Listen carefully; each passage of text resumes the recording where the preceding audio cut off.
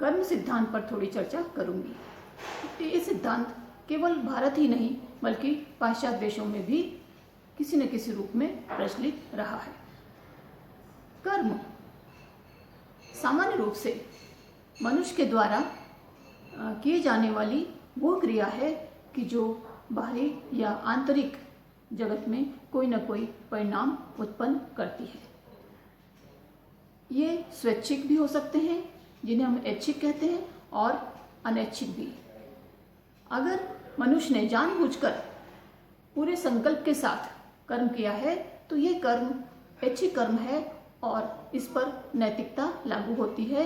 ये नैतिक उत्तरदायित्वपूर्ण कर्म माना जाता है। तो आज हम कर्म सिद्धांत देखेंगे कि जिसके अंतर्गत ये माना जाता है कि जैसा बोओगे वैसा काटोगे, जैसा कर्म करेगा इंसान वैसे ही उसे फलों की प्राप्ति होगी। तो ये कर्म सिद्धांत क्या है, हम इसे अब इस प्रकार से समझ सकते हैं।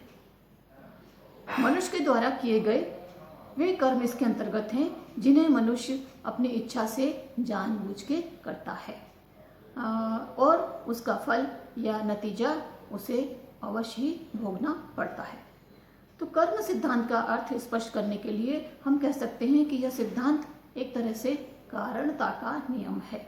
जिस प्रकार भौतिक शास्त्र में कार्य कारण का नियम है, उसी तरह से नीति शास्त्र में कर्म का नियम कार्य कारण के नियम की ही महत्ता रखता है। इसी तरह से हम देखेंगे कि कर्म सिद्धांत सरल अर्थों में हम इस प्रकार से समझा सकते हैं कि बोए पेड़ बबूल के तो आम कहाँ से पाए। मनुष्य अपने भाग्य का निर्माता है। इन सभी कथनों से कर्म सिद्धांत का स्पष्ट अर्थ हमें समझ में आता है। यदि इसकी हम व्याख्या करें तो कह सकते हैं कि इस सिद्धांत के अनुसार मनुष्य के द्वारा किए गए शुभ कर्मों का फल शुभ और अशुभ कर्मों का फल अशुभ रूप में उसे मिलता है। इससे यह भी स्पष्ट होता है कि मनुष्य के द्वारा किए जाने वाले जो कर्म हैं उनके परिणाम उनके फल कभी भी नष्ट नहीं होते।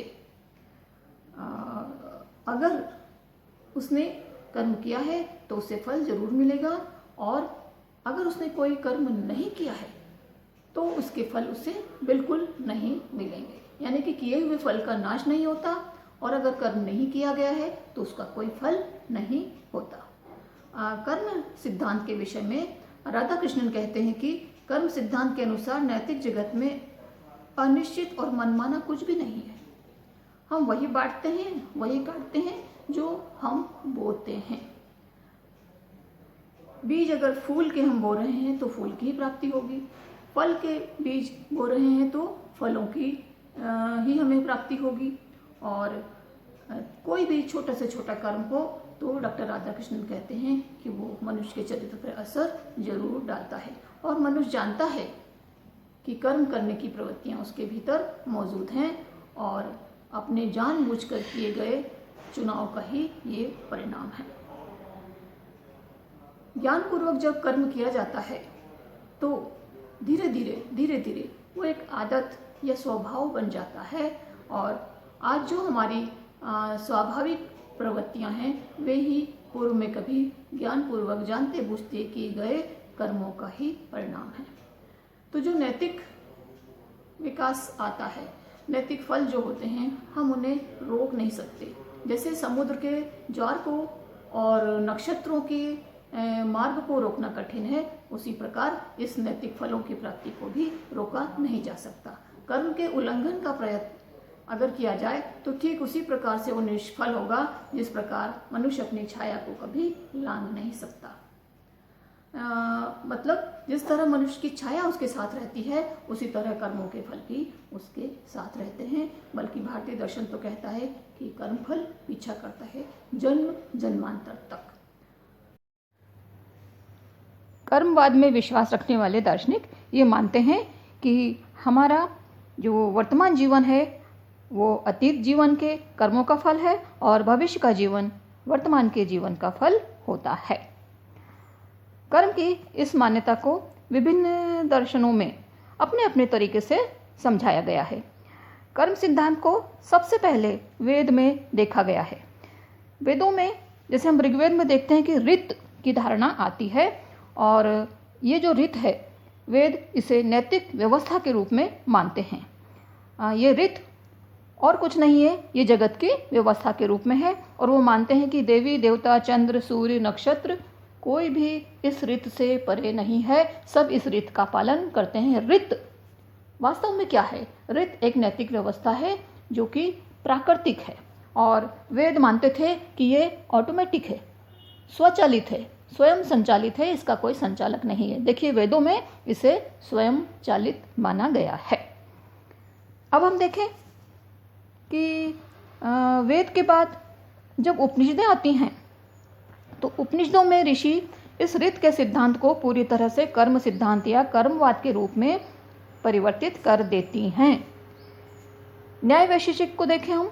न्याय वैशेषिक दर्शन भारतीय दर्शन का बहुत ही महत्वपूर्ण दर्शन परंपराएं हैं ये दोनों। तो न्याय और वैशेषिक दर्शन में कर्म सिद्धांत को अदृष्ट कहा गया है। इसे अदृष्ट इसलिए कहा जाता है कि यह दृष्टिगत नहीं होता, ये दिखाई नहीं देता, और सारा विश्व इसी से प्रभावित है।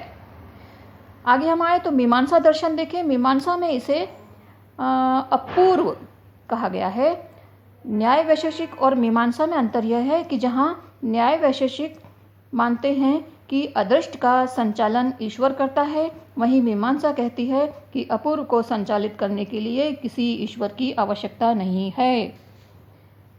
कर्म सिद्धांत के बारे में एक महत्वपूर्ण बात यह जान ले कि कर्म सिद्धांत केवल उन्हीं कर्मों पर लागू होता है जो कर्म वासना या राग द्वेष से परिसंचालित होते हैं। इसके विपरीत निष्काम भाव से किए गए कर्मों के बारे में कर्म सिद्धांत ये मानता है, जैसे कि हम कृष्ण को देखें कि कृष्ण ने भी कहा है कि जो निष्काम कर्म होते हैं हमें वही करने होते हैं, और इनके ऊपर जो परिणाम हैं वो लागू नहीं होते। निष्काम भाव से किए गए कर्मों के विषय में कर्म सिद्धांत लागू नहीं होता। ये माना गया है कि निष्काम कर्म क्या हैं? वे ऐसे कर्म हैं जैसे मान लीजिए कि हम बीज को कच्चे अगर हम बीज जमीन में डालेंगे तो वो उग जाएंगे, लेकिन निष्काम कर्म मानो बीज को हम भून दें, ये भुने हुए बीज की तरह से हैं। आप इस भुने हुए बीज को जमीन में कितनी उर्वर जमीन में डाल दो, कितना ही खाद पानी दो, वो नहीं उगेगा। तो निष्काम कर्म पर कर्म सिद्धांत लागू नहीं होता। अब हम देखें कर्मों का वर्गीकरण। कर्मों का वर्गीकरण हम एक नज़र से देखाए हैं कि ऐच्छिक और अनैच्छिक में होता है। ऐच्छिक कर्म पर, स्वैच्छिक कर्म पर, जो कि संकल्प की स्वतंत्रता से किए जाते हैं, कर्मफल लागू होता है, और जो अनैच्छिक कर्म है जैसे सांस लेना है, हृदय का धड़कना है, छींकना आदि, ये अनैच्छिक कर्म है, इन पर कर्म सिद्धांत लागू नहीं होता। ये दो प्रकार के कर्म हो गए। कर्मों का वर्गीकरण एक और प्रकार से किया गया है, जिसमें हम देखते हैं कि पहला क्रम है प्रारब्ध, फिर दूसरा वर्गीकरण है संचित, और तीसरा है क्रियमाण या संचीमान कर्म। अब देखिए कि प्रारब्ध कर्म क्या है। प्रारब्ध कर्म वे कर्म हैं कि जिन कर्मों को मनुष्य पहले करके आया है और उसका फल मनुष्य को मिलना आरंभ हो गया है। देखिए इसका संबंध भी अतीत के जीवन से ही है। प्रारब्ध कर्म वे होते हैं कि जो मनुष्य को मिलकर ही रहते हैं, मनुष्य को इनका फल भोगना ही होता है। मान लीजिए ये बैंक में आपने एक एफडी की और उसके नियम आपने मान लिए। अब उसका ब्याज अगर मिलना शुरू हो गया तो आप उस नियम व्यवस्था को बदल नहीं सकते, आपको उसको अपनाना ही होगा, मानना ही होगा। ये प्रारब्ध बिल्कुल ऐसा है कि खुद ईश्वर भी इसे परिवर्तित नहीं कर सकता। कितना ही गंगा नहा लें, कितना ही व्रत उपवास कर लें, प्रारब्ध तो भोगना ही होता है। अब हम देखें संचित कर्म। संचित कर्म वे हैं जिन्हें मनुष्य अपने पहले जन्म में कर चुका है, लेकिन अभी इसके फलों की प्राप्ति मिलना शुरू नहीं हुई है। मतलब ये ऐसा बैंक अकाउंट है आपका, ऐसी एफडी है कि जिसका ब्याज का निर्धारण अभी शुरू नहीं हुआ है, ब्याज मिलना शुरू नहीं हुआ है। तो देखिए आप इसको बदल सकते हैं। ईश्वर की कृपा हो जाए, आप अच्छे कर्म करने लगें तो इसके फलों में परिवर्तन संभव माना गया है। देखिए प्रारब्ध को बदल नहीं सकते, लेकिन संचित कर्म के साथ थोड़ा सा इसको इसके फलों को परिवर्तित किया जाना माना है। ईश्वर की कृपा संचित कर्मों के फल में परिवर्तन करके मनुष्य को सुखी बना सकती है। ठीक है, अब आता है तीसरा, क्रियमाण कर्म या संजीमान कर्म। ये कर्म वे हैं कि जिन्हें मनुष्य अपने इस जीवन में कर रहा है, वर्तमान में कर रहा है, और उन कर्मों का फल इस जीवन में नहीं बल्कि भविष्य के जीवन में कभी प्राप्त होगा। इस क्रियमाण या संजीमान कर्म को करने में मनुष्य स्वतंत्र है। इन कर्मों के द्वारा मनुष्य अपने भविष्य के जीवन का अथवा भाग्य का निर्माण खुद कर सकता है। यदि मनुष्य अच्छे कर्म करता है तो उसका भावी जीवन सुधर जाएगा, अर्थात उसको मोक्ष की प्राप्ति में ये कर्म सहायक सिद्ध हो सकते हैं। तो संजीमान या क्रियमाण कर्म वे हैं जिनके आधार पर ही कहा गया है कि मनुष्य अपने भाग्य का निर्माता स्वयं है। तो अब हम देखें कि कर्म सिद्धांत की कुछ मान्यताएं हैं। सबसे पहले पुनर्जन्म और सूक्ष्म शरीर। पुनर्जन्म माने बिना हम कर्म सिद्धांत में पूरी आस्था नहीं रख सकते। तो कर्म सिद्धांत कहता है कि आपको पुनर्जन्म को मानना ही होगा कि अगर इस जन्म में फल नहीं मिल पाए तो ये कर्म आपको कभी भविष्य में आगे फलेंगे। सूक्ष्म शरीर हमारे साथ माना गया है कि ये रहता है और जब मृत्यु होती है तो आत्मा के साथ ये सूक्ष्म शरीर भौतिक शरीर को छोड़ जाता है। अगला जन्म जहाँ होता है, इस सूक्ष्म शरीर से कर्म फल मनुष्य को ढूंढ लेते हैं। ऐसी कर्म सिद्धांत की मान्यता है। फिर दूसरी मान्यता है कार्य कारण का नियम। ये नियम भी देखिए हमको मानना पड़ेगा कि कार्य कारण का नियम संचालित होता है और ये माना जाता है कि जैसा कारण होता है वैसा ही कार्य उत्पन्न होता है। तो अगर कर्म अच्छे हैं तो अच्छे फल मिलेंगे, अच्छे नहीं है तो अच्छे फल नहीं मिलेंगे।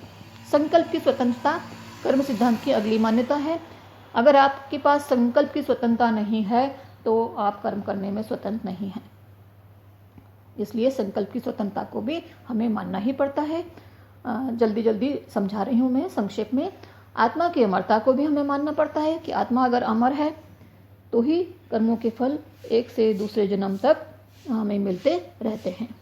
फिर है ईश्वर का अस्तित्व। देखिए, ईश्वर का अस्तित्व माने बिना भी कर्म सिद्धांत को मान्य नहीं किया जा सकता। कर्मों का फल कौन देता है? तो जो वैदिक और आस्तिक दर्शन है वो मानते हैं कि ईश्वर इन कर्म फलों का हिसाब किताब रखता है और वही हमें हमारे कर्मों के अनुसार फल देता है। अब जो नास्तिक हैं वे मानते हैं कि हमें ईश्वर को मानने की ज़रूरत नहीं है, कर्म फल तो अपने आप ही फलित होते हैं। कर्म का सिद्धांत एक ऑटोमेटिक लॉ है और वो अपने आप ऑटोमेटिकली हमको परिणामों की प्राप्ति कराता रहता है। कर्मों के प्रकार को भी कर्म सिद्धांत की मान्यताओं के अंतर्गत माना गया है कि कर्म किस प्रकार के हैं। हमारे कर्म भुने हुए बीजों की तरह हैं कि कच्चे बीजों की तरह हैं कि जिनके फल हमें ज़रूर प्राप्त होंगे, और भुने हुए बीज निष्काम कर्म हैं तो इनके फल हमें नहीं मिलेंगे। अब आगे बढ़ती हूँ। हम विद्यार्थियों की जो थोड़ी सी रुचि देखती हूँ मैं, पुनर्जन्म आदि में उनकी रुचि होती है, तो मैं उन्हें बता दूं कि यह सूक्ष्म शरीर क्या होता है, पुनर्जन्म क्या होता है। संक्षेप में कर्म सिद्धांत मानता है कि मनुष्य जैसे कर्म करेगा उसके अनुसार अगले जन्म में शरीर धारण करना पड़ेगा, वैसे ही उसे सुख दुख उत्कर्ष अपकर्ष की प्राप्ति करनी होगी। यहाँ यह प्रश्न उठता है कि जब शरीर नष्ट हो गया, यानी कि मनुष्य जब मृत्यु को प्राप्त हो गया, तब यह सब कुछ कैसे संभव होगा? तो उसके उत्तर में मनीषियों ने यही कहा है कि जब सूक्ष्म शरीर जो है, जब तक वो शरीर जिंदा है शरीर के साथ रहता है, और जब शरीर से आत्मा निकल जाती है तो ये आत्मा के साथ ही चला जाता है। ये सब कुछ कर्म सिद्धांत की जो अवधारणा है सूक्ष्म शरीर के कारण ही संभव होती है। होता यह है कि सूक्ष्म इस स्थूल शरीर के भीतर जो ये सूक्ष्म शरीर है, यही पुनर्जन्म के समय आत्मा के साथ पहले वाले शरीर को छोड़कर दूसरे शरीर में जाता है। इस सूक्ष्म शरीर के विषय में यही कहा गया है कि यह वासना युक्त होकर, वासना यानी कि राग द्वेष भावनाएं संवेगों से प्रभावित होकर कर्म फलों का अनुभव करने वाला होता है। यही शरीर संस्कारों और कर्म फलों का वाहक होता है।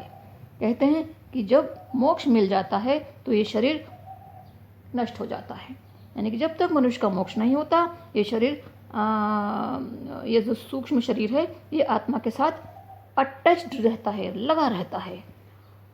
मोक्ष के साथ इस सूक्ष्म शरीर का अंत हो जाता है। तो जब तक सूक्ष्म शरीर रहेगा, हम कोई भी जन्म ले लें, कर्म के फल हमें ढूंढ लेंगे। अब देख लें कि व्यवहार के दृष्टिकोण से इस कर्म सिद्धांत की क्या उपयोगिताएं हैं। कुछ लोग कहते हैं कि ये धारणा काल्पनिक है, कुछ कहते हैं कि वास्तविक हो सकती है, लेकिन हम ये देखें कि ये काल्पनिक है कि वास्तविक है, लेकिन फिर भी इसकी कुछ समाज में उपयोगिताएं हैं। तो सबसे बड़ी उपयोगिता तो इसकी यह है कि मनुष्य अपने जीवन में इस कर्मवाद के चलते शुभ कर्म की प्रेरणा तो पाता है। उसे ये तो महसूस होता है कि उसे शुभ कर्म करने चाहिए। पता नहीं कर्म सिद्धांत होगा तो कभी अगले जन्म में या आगे कभी उसे कुछ भुगतना पड़ेगा। तो ये शुभ कर्म करने की प्रेरणा देता है। फिर इस सिद्धांत की अगली एक और उपयोगिता है कि ये मनुष्य को सुधार का एक मौका देता है, सुधार की इच्छा जगाता है उसमें, और मानव को सुधरने के साथ साथ एक और इसकी उपयोगिता है कि आशावादी दृष्टिकोण देता है। ये कितने ही दुख हों, कितने ही परेशानियां हों, इंसान सोचता है कि मैं कुछ करके आया हूँ तो भुगत रहा हूँ, धीरे धीरे जब ये कर्मों के फल नष्ट हो जाएंगे तो हो सकता है कि मुझे अच्छा जीवन मिले। तो एक आशावादी दृष्टिकोण कर्मवाद से हमें मिलता है। फिर है इसकी अगली विशेषता कि भाग्यवाद से हमें बचाता है। कुछ लोग कहते हैं कि ये भाग्यवादी दृष्टिकोण है। नहीं, ये आपसे कहता है कि आप अगर अच्छे कर्म करोगे तो आगे के अपने भाग्य को आप खुद बना सकते हो। ऐसा नहीं कि हमको निराश होकर बिठा देने की बात करता है। ये हमको उच्च संकल्प लेकर के कर्म करने की प्रेरणा देता है। अब जो ये और एक विशेषता निकलती है कि भाग्यवाद और संकल्प स्वतंत्रता में सामंजस्य भी ये उत्पन्न करता है।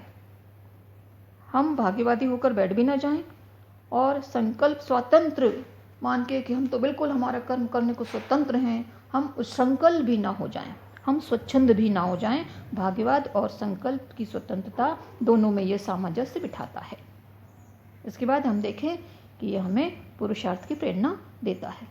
तो अगर हमें ऐसा लगता है कि ये वास्तविक है कि नहीं है, तो भी हमें इसकी व्यावहारिक उपयोगिताओं को देख करके इसमें यकीन करने से कोई इनकार नहीं होना चाहिए। कर्मवाद इस तरह से भारतीय दर्शन का एक बहुत ही प्राचीन और वैदिक युग से चला आया नियम है, और ऐसा नहीं है कि भारत में इसे माना गया है। पाश्चात्य दर्शन में भी अनेकों दार्शनिकों ने इसे मान्यता दी है और वो कर्मवाद को बेहद निष्ठा के साथ स्वीकार करते हैं।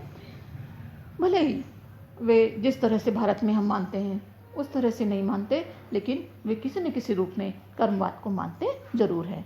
तो कर्म सिद्धांत के बारे में आज इतना ही।